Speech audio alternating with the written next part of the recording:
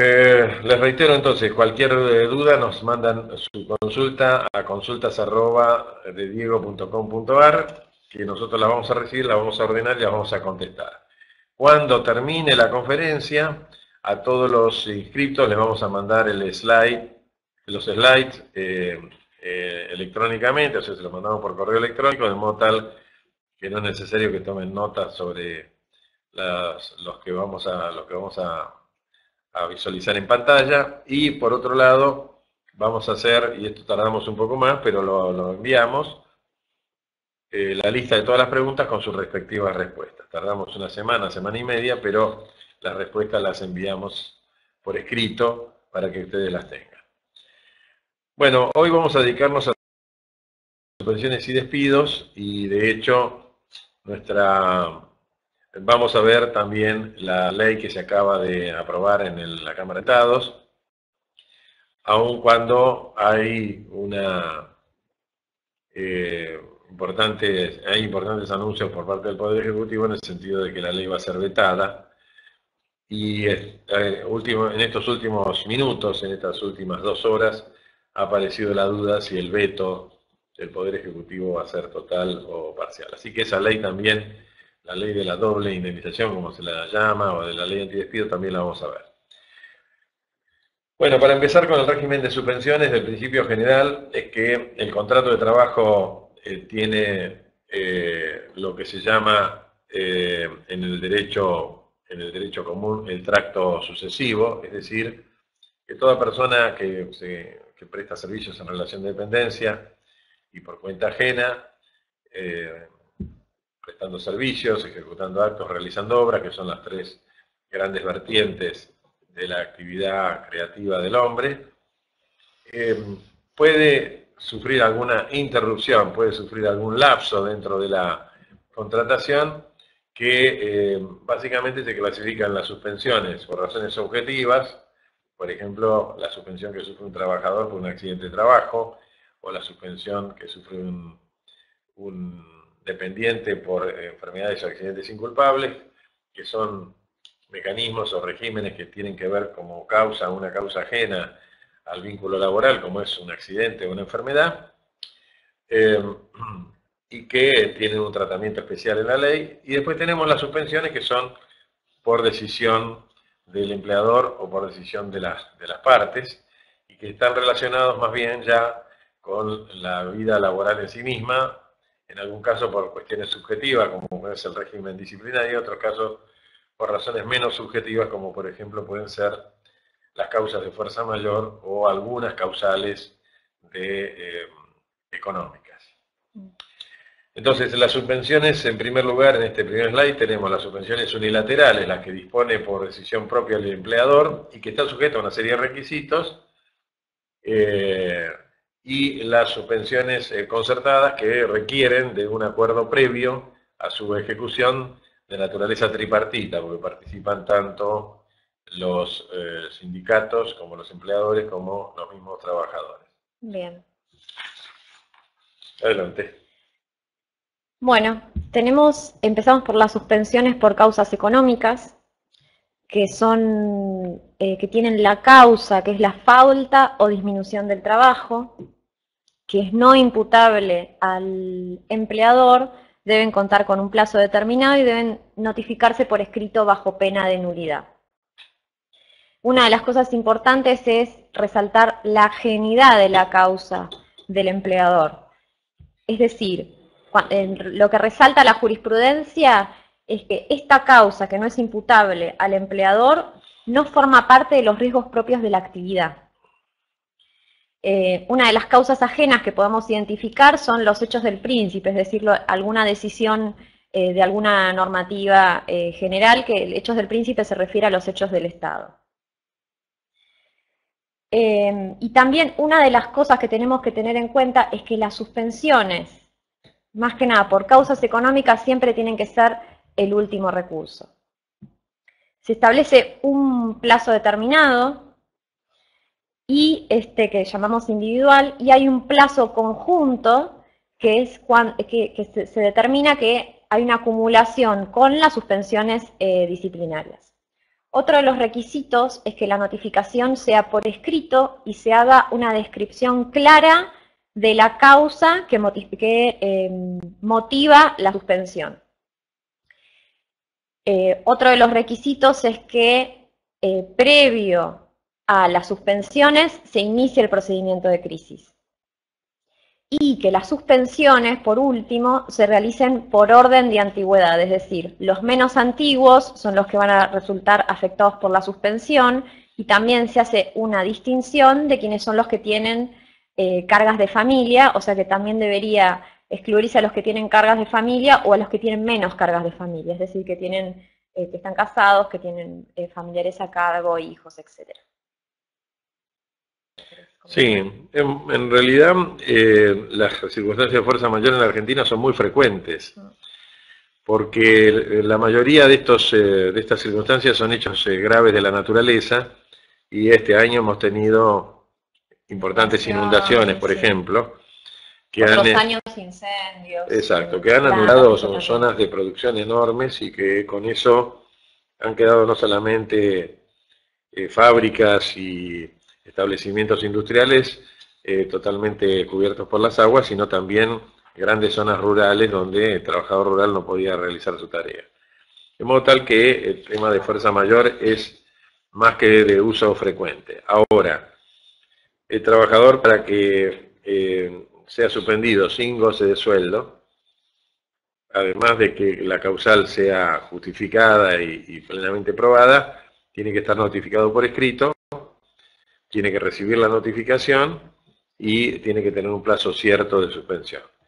Ahora, como decía muy bien María Solana, la ley trata de limitar en el año la cantidad de días de suspensión, porque se acumulan con las suspensiones de otro tipo, como las disciplinarias y las económicas. Y para eso, si uno toma y vemos el cuadro que está al pie de la transparencia que estamos mirando, si uno toma los 30 días que tiene de máximo de suspensiones por causas económicas y disciplinarias y los 75 que tiene por fuerza mayor, la suma da 105 días. La ley de contrato de trabajo circunscribe el máximo de estas suspensiones acumulables en un año a 90 días. ¿Cómo se cuenta? Para contar el año aniversario. Supongamos que el día de hoy yo quiero aplicar 10 días de suspensión por fuerza mayor a un trabajador. O sea, hoy es 19, tengo que contar hasta el día 29, que es el donde llega la suspensión que voy a aplicar, y del día 29 de mayo tengo que recorrer los antecedentes del trabajador un año hacia atrás, o sea, hasta el 29 de mayo del año 2015. En ese año, incluyendo la suspensión que voy a aplicar, no se deben haber superado los máximos legales, o los 30 días, en el caso de las suspensiones por causas económicas o disciplinarias, o los 75 en causa de fuerza mayor, y si hay ambos, que no se hayan superado los 90 días.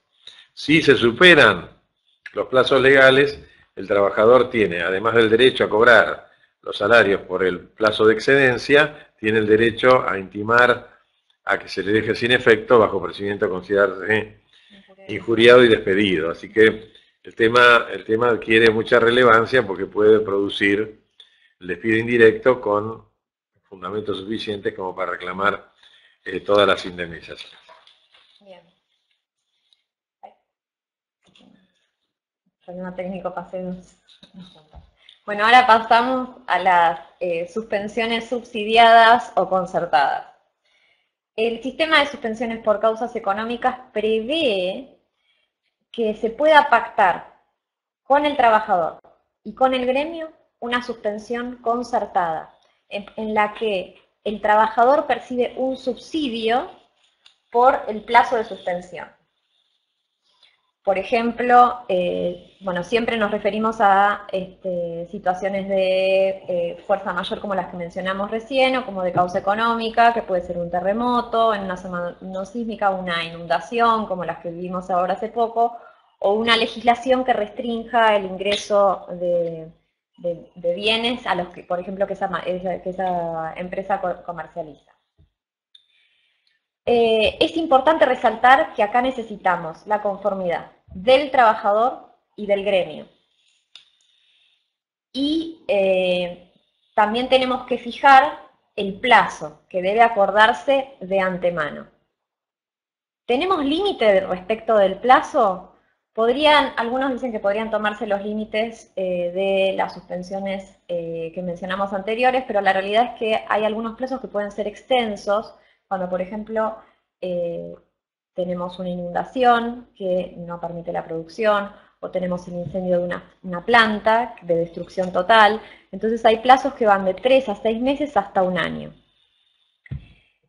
Liquidación de subsidio no remuneratorio. Ahí faltó el no, pedimos disculpas. Es un subsidio no remuneratorio, ¿por qué? Porque se pacta una suma que está relacionada, generalmente está relacionada con el 60 y 80% del neto que habitualmente percibe el trabajador por prestar tareas, y se acuerda para tratar de no menoscabar los derechos y poder seguir sosteniendo el contrato de trabajo con el trabajador a pesar de la suspensión o a pesar de la crisis que está sufriendo la empresa que tenga causal económica o de fuerza mayor.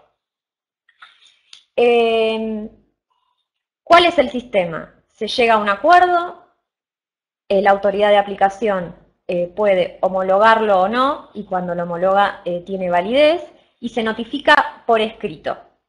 Una de las situaciones que se puede dar es el reingreso ante tempus, es decir, yo tengo la planta inundada, en 3 meses se van a restituir las condiciones y en realidad se restituyen en 2. Se notifica al trabajador por escrito y vuelve a reingresar al trabajo y cobra el salario de forma habitual. Recordamos que la notificación tiene que ser formal y fehaciente, se puede hacer por nota, pero recomendamos que se utilice la carta documento. Y Julián, te dejo para que hagas algún comentario. Sí, en la slide siguiente tenemos que para la aplicación de algunos de estos mecanismos, lo vamos a ver también en los despidos por falta de dimisión de trabajo, hay la exigibilidad legal del procedimiento preventivo de crisis, que en realidad no es un procedimiento reglado al estilo de las fuentes del derecho comparado, de la cual se nutrieron los legisladores para hacer este procedimiento, porque nuestro sistema, a pesar de que permite la aplicación de la ley 14786 en caso de conflicto, lo cierto es que el procedimiento termina con un mecanismo arbitral, sino que si no se logra entre las partes un acuerdo razonable, el procedimiento queda como inconcluso y las partes quedan liberadas para realizar o tomar las medidas que correspondan. Lo cierto es que, basados en los requisitos que establece el procedimiento preventivo de crisis, muchas veces las subvenciones económicas no se pueden llevar adelante sin iniciar este procedimiento. Cuando no se dan las condiciones mínimas del procedimiento preventivo de crisis respecto de la cantidad de gente que está involucrada, se aplica el decreto 328, que establece que las partes, sin perjuicio de la cantidad de gente que esté involucrada en una medida, tiene que informar al Ministerio de Trabajo. El Ministerio de Trabajo convoca una audiencia en donde cita al sindicato y se trata de buscar allí, en un procedimiento abreviado, una solución desde el punto de vista técnico, y con la intervención del Ministerio se supone que esa intervención genera una protección adicional a los derechos del trabajador que se pueden ver afectados por estas suspensiones. El procedimiento de crisis, queremos recordar que se aplica según la normativa. Bueno, vamos a empezar con los despidos sin justa causa, que es la segunda parte de esta videoconferencia. Sí. Bueno, nuestro sistema, que ahora está siendo cuestionado, ¿no?, por esta ley, ¿no?, porque nuestro sistema habla de una estabilidad, o sea, hay dos sistemas, estabilidad propia e impropia. Nuestro sistema es el de la estabilidad impropia, que hay una un pago de una indemnización y la permisividad de desvincular a una persona, es decir, de terminar el contrato de trabajo con o sin invocación de causa. Acá tendríamos una primera limitación. ¿Cuándo se empezó a generar la estabilidad propia? Con la aplicación de la ley antidiscriminación, en donde si había algún hecho discriminatorio, el hecho discriminatorio se consideraba nulo y de nulidad absoluta, es decir, inexistente. Entonces, cuando se trata de un despido discriminatorio, ¿qué es lo que queda sin efecto? El despido. Entonces ahí la ley establecía la indemnización por el pago de daños o el cese del acto discriminatorio, y en este caso, o sea, aplicable a nuestra normativa y a lo que es la relación y el contrato de trabajo, consistiría en la reinstalación del trabajador despedido. El fallo que cambió este paradigma fue Álvarez con Cencosud, que hago una desvinculación porque habían formado un sindicato un sindicato de personal jerárquico y se los fueron desvinculados todos los que firmaron el acta de constitución, y se los desvinculó, y bueno, la Corte Suprema determinó que la razón por la cual habían sido desvinculados era porque habían generado un sindicato de personal jerárquico para defender sus derechos por el solapamiento que se había generado en ese momento de que los sindicatos negociaban a los que estaban dentro del convenio, el personal jerárquico se había quedado fuera de esas circunstancias. Bueno, en definitiva... Bien, otro de los temas que íbamos a tratar eran los montos adicionales que podría hacerse cargo, o sea, tener a su cargo el empleador para el caso de incumplimientos. Uno de ellos es la entrega de los certificados dentro de los 30 días de finalizada la relación, para que pueda hacerse el trabajador acreedor de la suma de los 3 sueldos, tiene que haber intimado para que se haga la entrega de los certificados. Recordamos que los certificados son 3. Uno es el papel membrete, que describe todos los hechos de la relación, o sea, todas las características del contrato de trabajo, categoría, sueldo, fecha de inicio, fecha de finalización, si tiene alguna calificación profesional. Y generalmente es el que se emite con el papel membrete y firma certificada. Y los otros 2 son los que se emiten a través de mi simplificación. Uno se llama artículo 80, que es el que tiene el detalle de los aportes y contribuciones, y otro sería el detalle del P6.2 ANSES, que es el detalle de las remuneraciones de los últimos 10 años para el caso de que tengan una mayor antigüedad a ese tiempo. Otra de las sanciones es el 50% de incremento de las sanciones cuando, previa intimación del trabajador a abonar indemnizaciones por integración, preaviso y antigüedad, estas no se abonaron en término. Entonces tendría el derecho a un incremento, que eso se podría determinar en instancia judicial. Hay que recordar que ahora hay un artículo nuevo, 255 bis, claro, en la ley de contrato de trabajo, para depósito. Exacto, establece los plazos para depósito de las indemnizaciones. O sea, cuando yo tengo que pagar la liquidación final junto con las indemnizaciones, es dentro de los 4 días hábiles de la notificación, y si yo los pago fuera de término, tendría derecho el trabajador a reclamarlo, y la verdad que la jurisprudencia es pacífica cuando se acredita que no se pagó en término lo que correspondía a la liquidación final en el caso de ser un despido con justa causa, y liquidaciones final e indemnizaciones para el caso de que sea un despido sin invocación de causa. Después tenemos también de la misma ley el artículo 1, cuando hay alguna deficiencia en la registración, que la carga que tiene es otra indemnización más en los términos del 245. El 132 bis, que habla de sanciones para el caso de que no se hubieran acreditado en término los aportes, o sea, que hubiera un incumplimiento por parte del empleador del pago de aportes y contribuciones. Y la Ley Nacional de Empleo, que se aplica únicamente cuando hay intimación del trabajador dentro de la relación, es decir, antes de que se extinga el contrato. El primero es cuando se refiere al trabajo en negro, es decir, que no se registra la relación laboral. El segundo es cuando el empleador consigna en la documentación una fecha de inicio posterior a la real.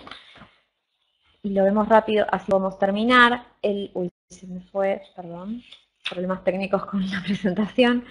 Después el artículo 10 habla cuando no se consignare en la documentación laboral una remuneración menor a la percibida, es decir, cuando es que está en gris, que percibe una remuneración fuera del recibo.